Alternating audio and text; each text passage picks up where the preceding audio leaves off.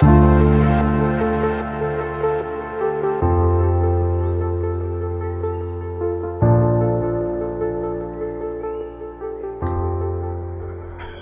siang, salam sejahtera bagi kita semua. Perkenalkan, nama saya Dwi Ayu Esrini, dosen tetap program studi S1 Akuntansi, Fakultas Ekonomika, Bisnis dan Humaniora, Universitas Nasional Karangturi, Semarang. Saya bergabung di Universitas Nasional Karangturi, Semarang sejak tahun 2022. Bidang yang saya tekuni yaitu akuntansi auditing. Saat ini, saya sedang dalam proses mengikuti sertifikasi dosen yang diselenggarakan oleh Kemendikbudristek tahun 2026. Saya akan melakukan penyusunan dokumen pernyataan diri dalam unjuk kerja Tridharma Perguruan Tinggi atau PDD UKT PT. Di kesempatan kali ini, saya akan memaparkan salah satu mata kuliah yang saya ampu, yaitu Audit Investigasi dan Akuntansi Forensik. Mata kuliah Audit Investigasi dan Akuntansi Forensik merupakan mata kuliah wajib yang diambil oleh mahasiswa dengan bobot 3 SKS pada semester 5. Mata kuliah ini membahas tentang konsep, prinsip, dan teknik mengidentifikasi, mencegah, mendeteksi, dan mengungkapkan kecurangan. Berbagai tindak pidana, baik di bidang keuangan maupun di bidang akuntansi, guna kepentingan pembuktian hukum maupun penyelesaian sengketa. Adapun fokus utama pembelajaran ini yaitu membekali mahasiswa dengan kemampuan untuk mengidentifikasi, menganalisis, dan mengungkap indikasi kecurangan melalui penerapan konsep teknik audit investigasi dan akuntansi forensik. Dengan demikian, mahasiswa diharapkan mampu melakukan analisis terhadap berbagai kasus kecurangan, mengevaluasi efektivitas pengendalian internal, mengumpulkan dan menganalisis bukti yang relevan, serta mampu menyusun hasil analisis dan temuan investigasi secara sistematis dan objektif sesuai kaidah profesional sebagai dasar pengambilan keputusan. Perkuliahan Audit Investigasi dan Akuntansi Forensik diselenggarakan dengan pendekatan blended learning, yaitu perpaduan antara pembelajaran luring dengan bobot presensi 20% dan daring dengan bobot presensi 80% melalui aplikasi Zoom atau Google Meet. Dalam pemaparan kuliah teknik yang saya gunakan menggunakan DIA, Delivery, Interaction, and Assessment. Delivery yang saya maksud yaitu bagaimana saya menyampaikan materi ke mahasiswa dalam proses pembelajaran yang mengacu pada CPL atau capaian pembelajaran lulusan yang terdapat pada mata kuliah Audit Investigasi dan Akuntansi Forensik. Di antaranya meliputi sikap, pengetahuan, keterampilan umum, dan keterampilan khusus. Dari CPL diturunkan menjadi CPMK atau capaian pembelajaran mata kuliah. Dari CPMK diturunkan kembali melalui sub CPMK yang terbagi dalam 16 kali pertemuan, termasuk UTS, UAS, dan review soal. Metode yang saya lakukan melalui sinkronus dan asinkronus. Capaian pembelajaran pada mata kuliah Audit Investigasi dan Akuntansi Forensik antara lain yaitu CPMK 1, mahasiswa mampu menjelaskan konsep, ruang lingkup, standar profesional, etika, serta perkembangan isu terkini dalam audit investigasi dan akuntansi forensik.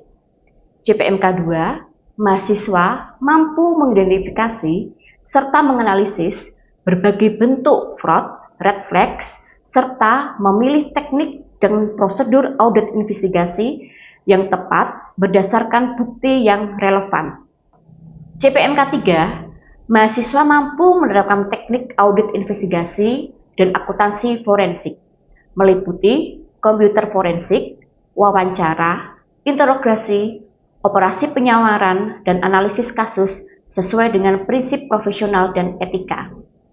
CPMK 4, mahasiswa mampu mengevaluasi hasil investigasi serta menyusun rekomendasi dan laporan investigasi berdasarkan ketentuan hukum, standar provisi, dan bukti yang memadai untuk mendukung pengambilan keputusan. Adapun bahan kajian mata kuliah Audit Investigasi dan Akuntansi Forensik diantaranya 1. Pengantar akuntansi forensik. 2. Atribut dan kode etik akuntansi forensik serta standar audit investigasi. 3. Fraud, korupsi, dan mencegah fraud. 4. Teknik-teknik audit investigasi. 5. Komputer forensik. 6. Wawancara dan interogasi. 7. Operasi penyamaran. 8. Whistleblower. 9. Undang-undang tindak pidana pencucian uang. 10. Undang-undang bidang keuangan. 11. Arbitrase dan alternatif penyelesaian. 12. Penelusuran aset dan pemulihan kerugian kriminologi dan viktimologi. Untuk pertemuan sebelum UTS dan UAS, saya gunakan untuk mereview materi melalui pembahasan studi kasus sebagai persiapan menghadapi ujian. Sebagai rujukan pembelajaran, saya menggunakan buku karya Dr. Muhammad Masun tahun 2023 berjudul Akuntansi Forensik. Yang kedua, buku karya Theodorus Tuanoka yang berjudul Akuntansi Forensik dan Audit Investigasi edisi 2 tahun 2010 penerbit Salemba 4. Selain itu, saya juga menggunakan bahan ajar yang telah saya susun dan sudah berhaki dengan judul Modul Pengantar Akuntansi Forensik tahun 2025. Sebagai referensi penunjang, saya juga menggunakan jurnal maupun artikel yang terkait dengan mata kuliah Audit Investigasi dan Akuntansi Forensik yang berjudul Determinasi Kecenderungan Fraud pada BPR Sewilayah Kota Semarang dan Deteksi Kecurangan melalui Sistem Pengendalian Internal, Budaya Organisasi, dan Etika Perilaku.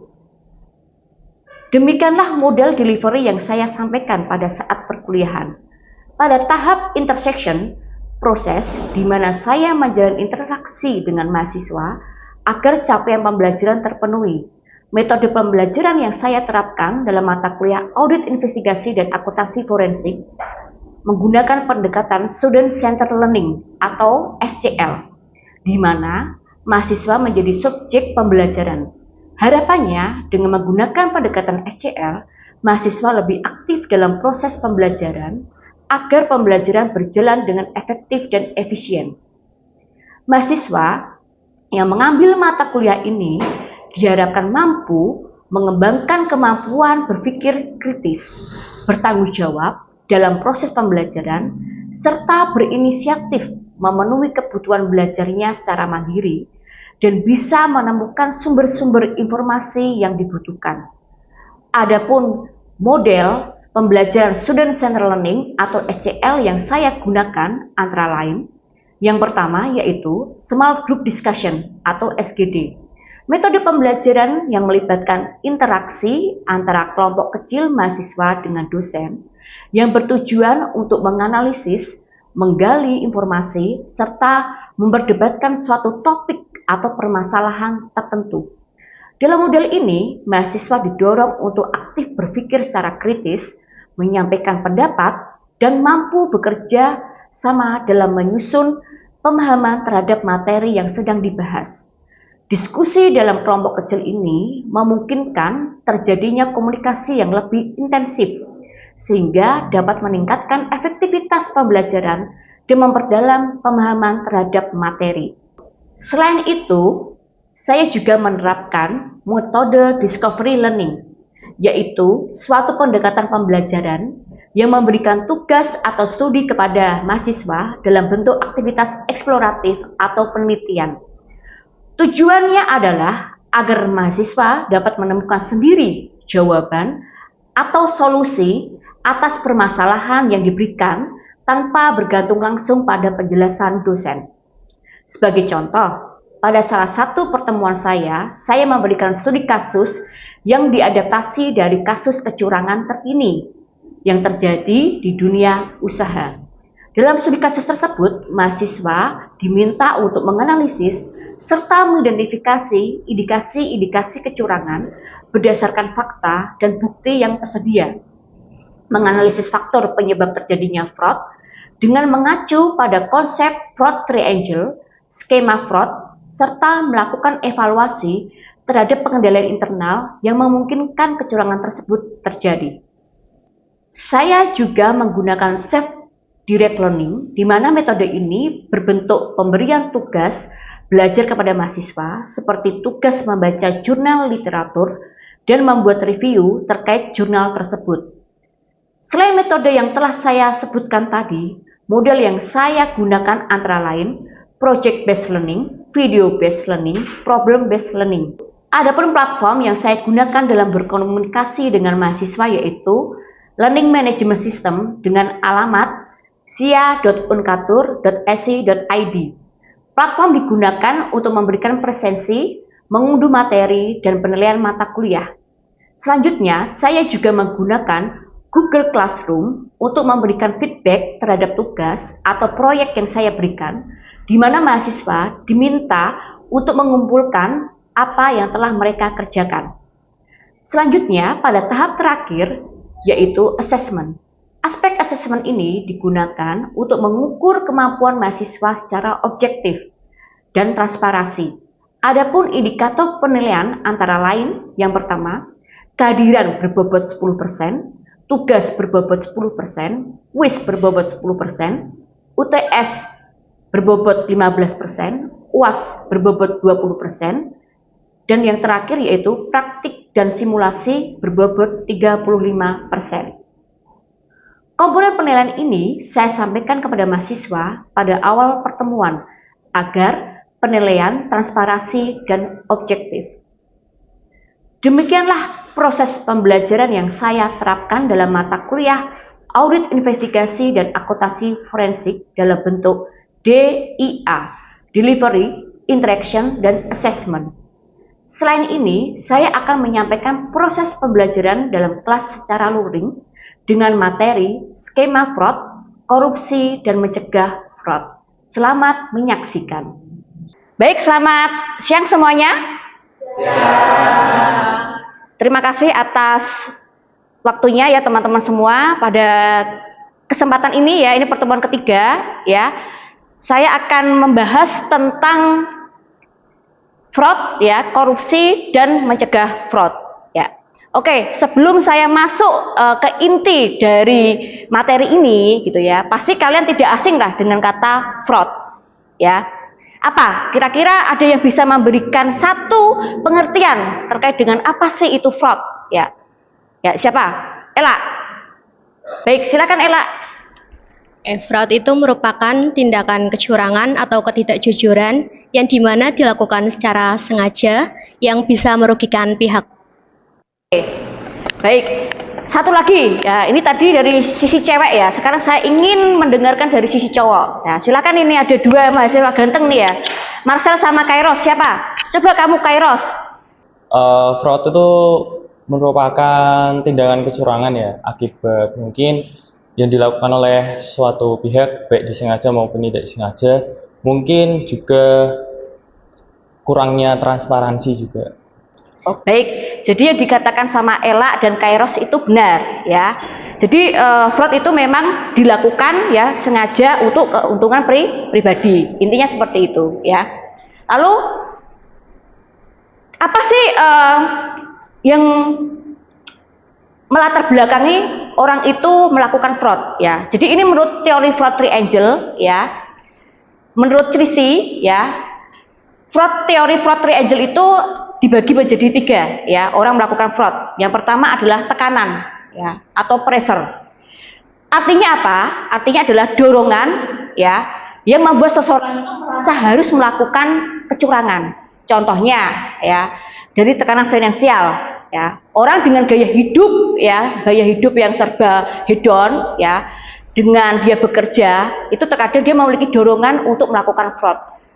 Karena apa ya? Karena dia menganggap bahwa uang hasil kecurangan itu ya bisa untuk konsumsi ya, bisa untuk mencukupi kebutuhan hidupnya ya, bisa beli mobil mewah ya, bisa beli tas branded dan sebagainya ya. Itu dari segi tekanan. Lalu dari segi kesempatan ya, dari segi kesempatan ya, ketika orang melakukan fraud ya, itu ada celah atau peluang ya di dalam sistem perusahaannya itu yang memungkinkan orang tersebut itu melakukan tindak kecurangan ya. Lalu ya, ini adalah lebih mendetail ya terkait dengan skema penyalahgunaan aset ya. Jadi di dalam skema penyalahgunaan aset ya itu dibagi menjadi 3 ya. Ada cash reserve ya atau bukti kas masuk, itu ada 2 ya. Kategorinya yang pertama itu skimming ya, itu pencurian kas sebelum dicatat di dalam sistem akuntansi. Lalu yang kedua itu larceny ya, pencurian kas setelah dilakukan pencatatan. Yang kedua yaitu fraudulent disbursement ya, atau transaksi penyalahgunaan dana ya. Berikutnya yaitu ini anti fraud awareness ya. Anti fraud awareness itu berarti kesadaran ya seseorang ya tentang potensi-potensi adanya tindak kecurangan ya.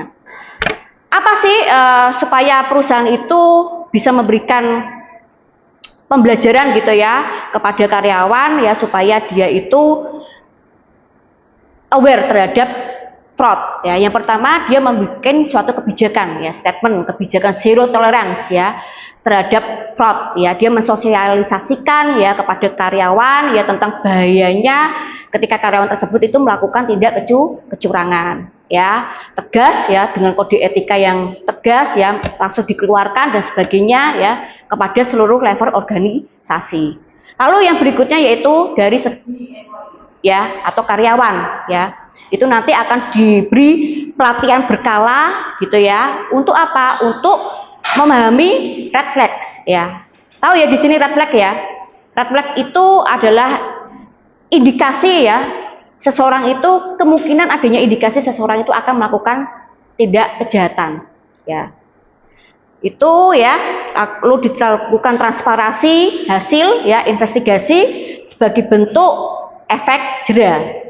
Lalu yang ketiga ya, ketika customer ya, ini untuk perusahaan yang memang dia berhubungan langsung dengan pihak luar eksternal gitu ya, misalkan supplier ya, vendor dan sebagainya ya, itu harus memberikan edukasi ya kepada debitur ya.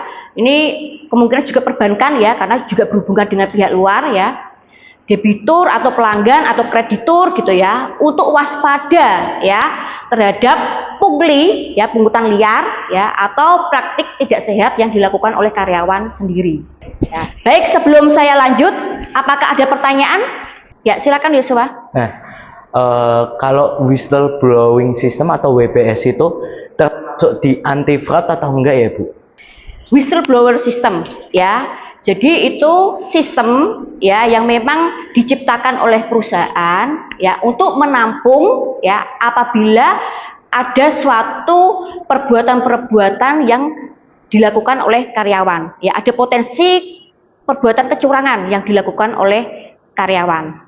Ya, itu merupakan salah satu alat pengendali ya, berupa sistem yang memang didesain oleh perusahaan untuk mencegah adanya kecurangan ya. Terima kasih ya. Untuk sesi selanjutnya ya, saya ada studi kasus ya. Nanti setelah saya memaparkan studi kasus, silakan dibagi menjadi 3 kelompok ya. Nanti kita akan diskusi tanya jawab tentang kasus yang akan saya jelaskan, gitu ya. Oke, baik ya. Jadi studi kasus yang akan kita diskusikan yaitu studi kasus skandal korupsi tata niaga PT Timah ya. Kalian sudah tidak asing dengan kasus ini ya, kasusnya suaminya Dewi Sandra ya, tahu ya. Jadi ada anatomi skandal korupsi di sini. Legalisasi penambangan liar ya. Jadi penguasaan IUP terbesar ya, di mana PT Timah itu memegang izin ya usaha pertambangan terbesar di Bangka Belitung ya. Namun lahannya masif dan disusupi oleh penambang liar. Di sini ada transaksional ilegal ya, alih menindak tegas oknum dari Timah justru bekerja sama dengan pihak swasta ya untuk membeli kembali biji timah hasil tambang liar tadi ya. Lalu pemborosan anggaran BUMN ya, PT Timah itu tidak menggunakan anggaran korporasi ya untuk membeli komoditas ya yang sejatinya itu berada di lahan milik mereka sendiri. Lalu skema ini ya, kemahalan sewa peralatan ya untuk mengolah biji timah menjadi batangan murni gitu ya, butuh mesin pelebur ya. Dimana PT Timah itu sebenarnya punya fasilitas sendiri ya untuk mampu mengubah gitu ya, mengolah biji timah ya, tetapi oknum tinggi dari PT Timah itu menyewa kilang milik 5 perusahaan swasta ya yang dimiliki oleh pengusaha seperti Harvey Mois ya, ini suaminya Dewi Sandra ya. Sandra Dewi apa? Ya Sandra Dewi ya. Nah, harga sewa yang dibayarkan itu sengaja dinaikkan sangat mahal ya. Jadi ada permarkupan ya, markup terkait dengan harga sewa. Nah, selisih keuntungan tadi gitu ya, itu sangat besar ya, yang kemudian itu dibagi-bagi di antara mereka ya, antara PT Timah dan perusahaan swasta tadi ya. Nah, skala kerugian negara ya mencapai 300 triliun ya, total keuangan dan ekologis ya, bukan kas tunai yang hilang sekaligus ya. Angka fantastik ini ya, 300 triliun ini merupakan gabungan komprehensif ya dari 3 komponen ya, kerusakan ekosistem tambang, pembelian produk timah ilegal, dan yang terakhir yaitu skema kemahalan harga sewa smelter tadi ya. Perhitungan dilakukan oleh Badan Pengawas Keuangan ya. Ini proporsi komponen kerugian ya. Yang merah itu ya kerugian ekologi ya mencapai 271 triliun. Lalu yang orange itu pembelian timah ilegal ya sebesar 26,6 triliun, yang biru itu kemahalan sewa smelter ya. Ini adalah proporsi komponen kerugian. Lalu ya ini adalah pertanyaan untuk diskusi ya. Tadi kalian sudah saya paparkan ya terkait dengan kasusnya seperti apa ya. Silakan dibagi menjadi 3 kelompok ya, lalu masing-masing kelompok nanti bisa menjawab pertanyaan 1, 2, 3 ya. Silakan berdiskusi, dibagi menjadi 3 kelompok ya. Ini ke sini, yang tengah di tengah, yang kanan itu ke kanan ya. Silakan ya. Oke, untuk pertanyaan pertama ya, berdasarkan kasus tersebut ya, nanti akan saya bahas terakhir ya setelah 1, 2, 3 menjawab ya. Berdasarkan kasus tersebut ya, masuk ke dalam skema fraud yang mana ya, berdasarkan kasus timah tadi itu masuk dalam skema fraud yang mana ya. Ini kelompok 2 ya. Ya, silakan kelompok 2 yang mau menjawab tentang pertanyaan pertama. Siapa? Kelompok 2? Ya, Tristan. Ya, silakan Tristan mencoba menjawab pertanyaan nomor 1. Bagaimana tanggapannya? Menurutku pencurian aset, karena itu mengambil atau menjual barang milik negara, Bu. Contohnya itu kan penambangan ilegal, mengambil timah dari lahan PT Timah, lalu PT Timah malah membeli kembali lah timahnya dari lahan sendiri pakai uang negara. Nah, itu masuk skema apa? Masuk skema pencurian aset, Pencurian misappropriation. Oh, pencurian aset atau misappropriation. Oke, ya. Baik. Pertanyaan yang kedua, silahkan kelompok 3 menjawab. Siapa yang mau menjawab? Christine ya? Ya, silahkan Christine. Kalau buat pertanyaan yang kedua itu kan tentang teori fraud triangle ya, triangle. Yang pertama itu ada tekanan, sebabnya karena ada inisiatif atau niat untuk memperkaya diri. Nah, di kasus ini itu keuntungan bisnis timah itu kan fantastis, sehingga menimbulkan keinginan untuk bergaya hidup mewah, sehingga menimbulkan keserakahan. Terus kalau yang kedua itu ada kesempatan atau celah sistem, karena ada kelemahan pengawasan yang dimanfaatkan oleh pelaku. Nah, contohnya itu pengawasan BUMN-nya lemah, lahan tambang yang sangat luas tidak dijaga ketat, dan audit internalnya itu gagal mendeteksi transaksi pembelian timah dari lahannya sendiri. Terus kalau yang ketiga itu kan ada rasionalisasi atau pembenaran moral. Nah, di sini tuh pelaku mencari alasan agar perbuatannya terasa benar dengan alasan bahwa uang hasil kecurangan itu disamarkan sebagai dana CSR, sehingga seolah-olah berniat baik untuk bantuan sosial. Oke, ya. Baik, lalu pertanyaan yang terakhir, silahkan kelompok 1 mau menjawab. Siapa? Marcelino, ya. Menurut saya langkah-langkahnya itu pertama memperketat pengawasan internal, Bu. Karena itu untuk mencegah kong kali kong antar pihak, Bu. Lalu untuk yang kedua itu dengan mengawasi aliran uang sosial atau CSR dan menindak tegas. Jadi perketat aturan penyaluran dana CSR itu agar tidak dijadikan kedok cuci uang, dan Lalu untuk efek jera bagi pelaku itu dengan menyita habis aset pelaku. Oke, ya. Jadi bagus ya responnya ya terhadap 3 pertanyaan ini. Baik.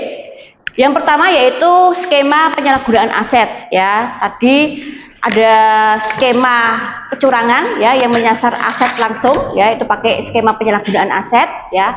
Itu berupa pencurian aset yang berwujud ya, pembiaran dan pendorongan penambangan liar di atas wilayah izin usaha pertambangan PT Timah ya. Yang berikutnya yaitu ada skema penjualan atau pembelian ya. PT Timah itu merekayasa transaksi dengan cara membeli kembali asetnya ya, padahal itu berdiri atau diolah di lahan sendiri oleh PT Timah ya. Lalu yaitu yang skema korupsi dan kolusi ya. Itu adalah skema ini memanfaatkan jabatan dan kewenangan ya untuk menguntungkan pihak lain atau diri sendiri ya melalui manipulasi proses bisnis ya. Nah, tadi ya seperti sewa peralatan atau jaksa fiktif ya, sehingga bisa melakukan markup biaya. Ya, yang berikutnya yaitu masuk dalam skema pencucian uang atau money laundry ya. Tadi ya langkah terakhir untuk menyamarkan asal usul ya uang hasil kejahatan mereka ya dimasukkan ke dana CSR ya. Uang ya pencucian uang berkedok dana CSR, padahal itu uang hasil bagi-bagi keuntungan ya antara PT Timah dengan 5 perusahaan asing ya, salah satunya milik Harvey Mores gitu ya. Lalu yang jawaban kedua ya, dari segi teori fraud triangle ya, tekanan ya, itu adalah ada dorongan ya, dorongan finansial ya yang membuat para pelaku itu tergiur untuk melakukan tindak kecurangan ya. Ini karena apa? Karena keserakahan dan gaya hidup ya. Orang-orang yang terlibat dalam korupsi ini kan orang-orang yang kaya-kaya ya, yang dengan memiliki gaya hidup yang terlalu tinggi gitu ya. Dorongan finansial dari para oknum dan pimpinan itu ya bisa memperkaya diri secara instan ya. Tingginya margin keuntungan industri ya, pertambangan memberikan insentif finansial yang luar biasa ya. Lalu yang terakhir yaitu memperketat tata kelola dan pengawasan internal, yaitu salah satu untuk mencegah supaya kasus tersebut itu tidak terulang lagi ya. Jadi SPI-nya itu harus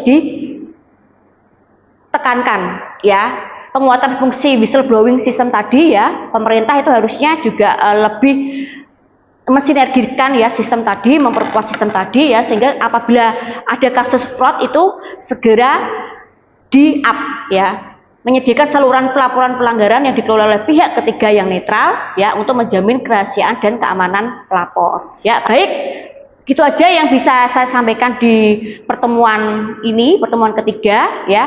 Lalu nanti ada tugas ya yang akan saya share di Google Classroom. Silakan nanti kalian mengakses ya, saya kasih linknya, kalian upload di situ ya tugasnya ya. Tugas ini individu ya, karena saya ingin mengetahui ya seberapa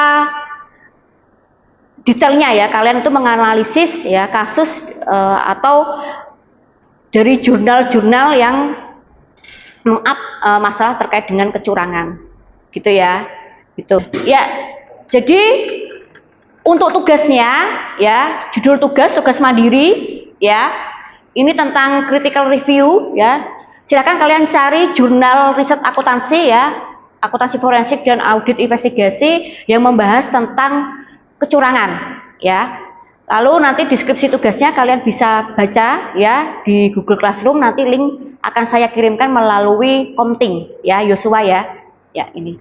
Silakan ya kalian mengamati petunjuk pekerjaannya ya. Saya kasih estimasi untuk mengumpulkan di Google Classroom 1 minggu ya dari pertemuan kita ini.